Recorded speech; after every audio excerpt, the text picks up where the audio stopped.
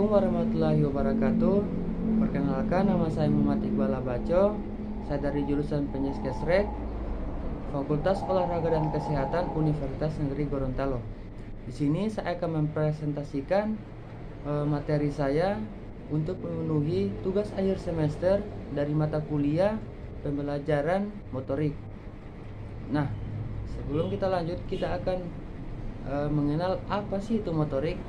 Jadi motorik ini terdiri dari kata motor dan gerak. Motor itu sendiri adalah faktor biologis dan mekanis yang mempengaruhi gerak, yaitu perkembangan motorik merujuk pada perkembangan otot, tubuh, dan kontrol. Kemudian gerak itu sendiri yaitu perubahan aktual yang terjadi pada bagian tubuh yang dapat diamati, antara lain penggunaan otot dan tubuh anak untuk mengubah posisi dan berpindah lokasi. Kemudian fungsi perkembangan motorik. Fungsi dan perkembangan motorik anak dapat menghibur dirinya dan memperoleh perasaan senang. Kemudian anak dapat beranjak dari kondisi helplessness atau tidak berdaya ke kondisi yang independen atau bebas tidak tergantung. Kemudian anak dapat menyesuaikan diri dengan lingkungan sekolah.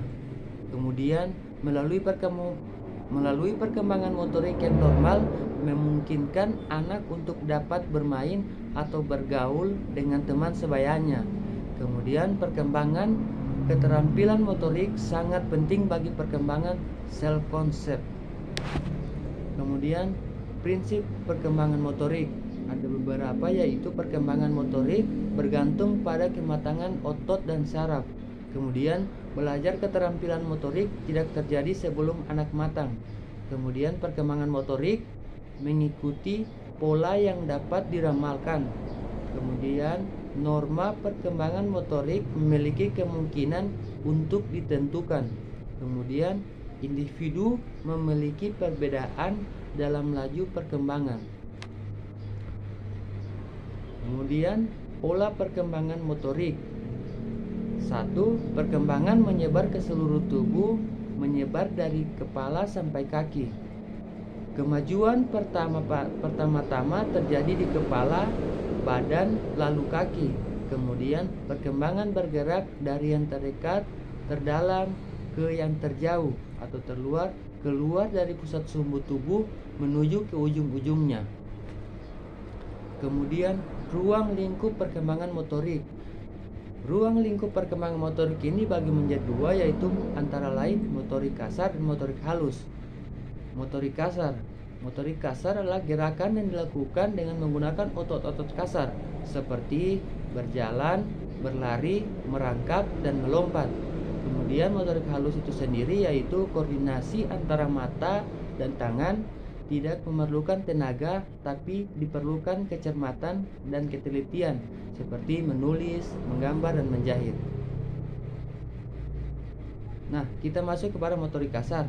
Perkembangan motorik kasar anak dalam fase prasekolah yaitu meneguhkan gerakan berjalan, berlari, melompat, lalu berjalan keterampilan olahraga dan melakukan aktivitas fisik. Nah, peningkatan kemampuan motorik kasar prasekolah pada usia 0 sampai dengan 3 tahun yaitu duduk dan bergerak perlahan, berjalan, dan mulai berlari. Pada 3 sampai dengan 4,5 tahun berjalan, menaiki dan menuruni tangga, melompat dengan kedua kaki, melempar atau menendang bola. Pada 4,5 sampai dengan 6 tahun meloncat, melompat tali, naik sepeda, menangkap bola, dan berolahraga. Nah, kemudian pada motorik halus. Keterampilan motorik halus ini merupakan kebalikan dari keterampilan motorik kasar. Area perkembangan keterampilan motorik halus berhubungan dengan perkembangan kognitif dan penggunaan peralatan akademis. Keterampilan motorik halus secara kompleks berhubungan dengan persepsi yang sangat penting bagi perkembangan dan pertumbuhan anak. Nah, mengapa motorik halus ini perlu dikembangkan? Antara lain yaitu kepentingan sosial, kepentingan keterampilan atau vokasional, kemudian kepentingan akademis, dan kepentingan psikologis.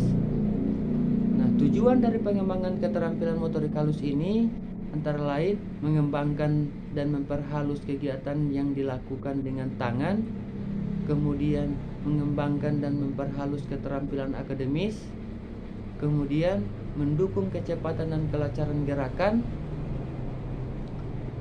kemudian mendukung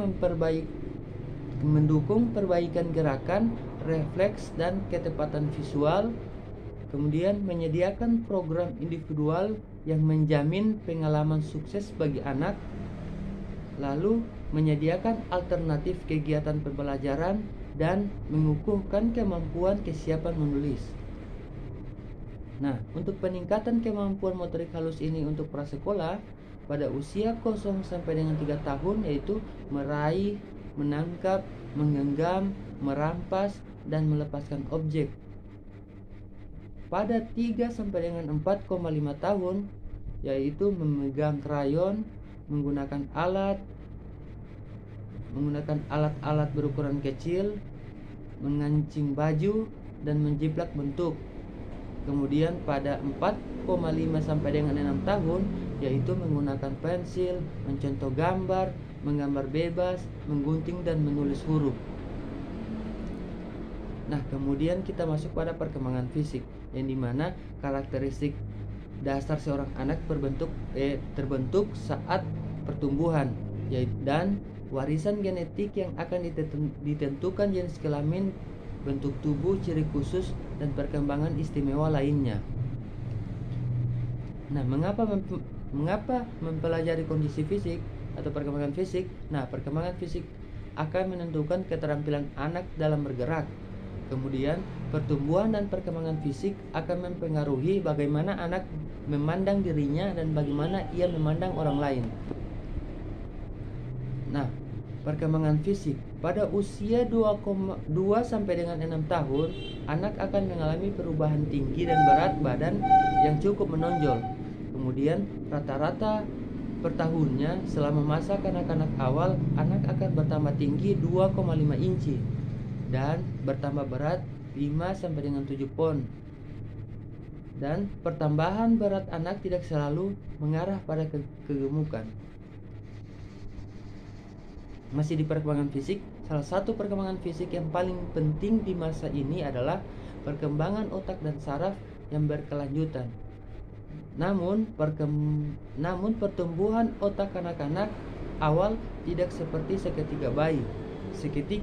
Sekitar usia 3 tahun, ukuran otak anak sama dengan 3/4 otak orang dewasa. Dan usia 5 tahun, ukuran otak anak sama dengan 9/10 otak orang dewasa. Nah, itulah pemaparan materi singkat dari saya. Lebih dan kurangnya saya mohon maaf. Saya akhiri. Assalamualaikum warahmatullahi wabarakatuh.